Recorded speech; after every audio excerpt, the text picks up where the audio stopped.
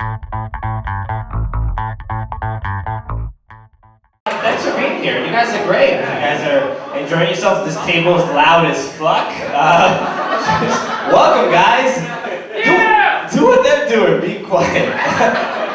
Just be quiet. Gordon was mentioning that. There we go. Gordon was mentioning that the comedians were gonna be saying some very serious things. Maybe we might be even vulgar from time to time. So I'm just gonna get started. I want to talk about health. Let's get cracking. I read this. I've been obsessed with taking care of myself and eating healthy. I came across this men's health study that was done in Germany. This is absolutely true.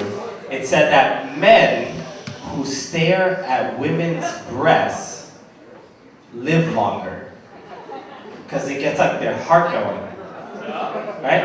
And they did studies and they found that 10 minutes of staring at women's breasts is the equivalent of 30 minutes at the gym. Yeah. So as soon as I read that, I immediately canceled my gym membership. Because based on that article, I get roughly 2,000 to 3,000 hours of exercise a week. I feel good, my abs are coming in nicely. I feel great. I think about health a lot because I don't have health insurance. Who here has health insurance? Yeah, fucking 1%. Nobody has health insurance anymore. I wish I still had health insurance. I lost it. I quit my full-time job to do stand-up comedy. And I miss it. I miss having health insurance because now I have to go to clinics. Right? And before, I used to go to like this fancy doctor on the Upper West Side of Manhattan, and there's subtle differences between a fancy doctor on the Upper West Side and clinics. I just recently went to the clinic, and you have to pay a copay. And I recently gave my copay directly to the doctor, and he put it in his pocket. Which is a little different than most doctors. You think your doctor sucks? My doctor's not even trying to leave a fucking paper trail. It's absurd! I want some proof that I was there. You know what? I think it's kind of crazy that there's people that exist that don't want everyone to have health care. Doesn't really make any sense. Like, I'm excited about Obamacare. You know? Barack Obama is essentially doing Jesus' work. Trying to heal the sick, take care of the poor. I'm not saying that Barack Obama is the second coming of Jesus, but Jesus was black. Do the math. You shouldn't say that to a white crowd. Anyway. It's just crazy.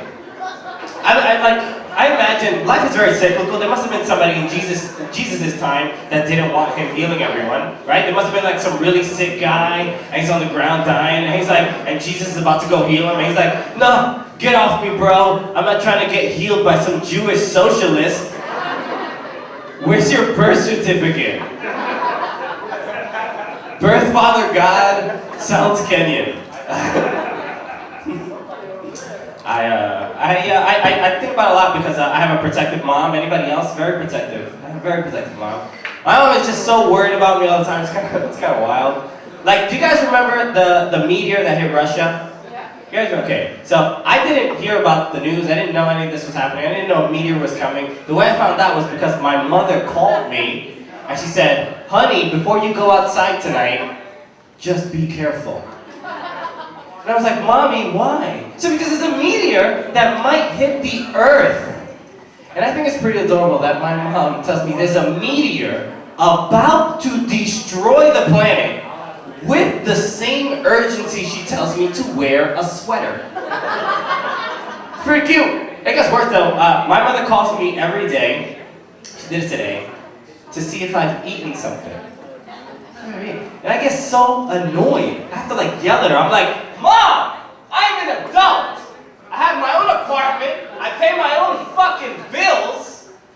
Of course I haven't eaten. I'm starving, please. Oh my God, please feed me. I don't know how to take care of myself. Please so much help. I'm dying. I'm a child. And I have an alcoholic dad. Anybody else? I feel like people here are alcoholic dads, actually. It's kind of weird having an alcoholic dad because, you know, he's still like in my life and he's a good guy and everything. But he still does like embarrassing dad things. You know, because he's so proud of me for doing stand-up comedy, and he never fails to like embarrass me whenever he introduces me to his friends. He's like, hey everybody, this is my son Christian. I'm so proud that he's a comedian. But when I introduce my dad, I'm like, hey everybody, this is my dad. It's his fault that I'm a comedian? Because he fucking sucks. Drinks too much, you know? Honestly, he instilled a fear of drunk people. I have this weird thing about being around drunk people at that table. But I don't like it. I especially don't like being around drunk women. Because for some reason, laws don't apply to drunk women. They can just like do whatever they want and they don't get reprimanded the same way men do. Right? Like, I'll give you an example. I was out for a friend's birthday. One of her friends got wasted beyond belief. We were at this club. This girl's dancing on the dance floor. She fell down on the dance floor and then peed on the dance floor. And everybody was like, oh my god, Ashley's hilarious. I'm like, no, Ashley's an awful person. We need to not hang out with her. We just need to raise the standard of who our friends are. And let's start with girls who don't piss themselves at birthday parties. That's easy.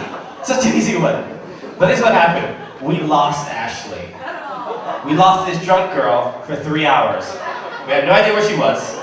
Ashley turned up 3 hours later in this text message. This is what she said. 3 hours, panicking, looking for her. She turned up 3 hours later. She goes, hey, just left with some random dude. We're just doing coke. No worries. It's like, hey Ashley, we're worried. We're actually more worried than before. And that's a very casual use of the phrase, no worries. I think the only person who would use the phrase no worries that way is someone who partied like Casey Anthony. You know, because she partied really hard, you know? Somebody probably sent Casey a message. I was like, hey Casey, we're going out tonight. Did you find the babysitter? She's like, oh no, I got rid of that thing. Hakuna Matata. It's a wonderful phrase. I get weirded out. Girls do some crazy things like that. Like, I get weirded out with girls that have like fetishes and then they do them without checking in if you're into it. I really don't like that. Like, I hooked up with this girl once and the next morning I found her underwear under my pillow. Her underwear's under my pillow, and I'm like, did I just fuck the tooth fairy? Why is this here?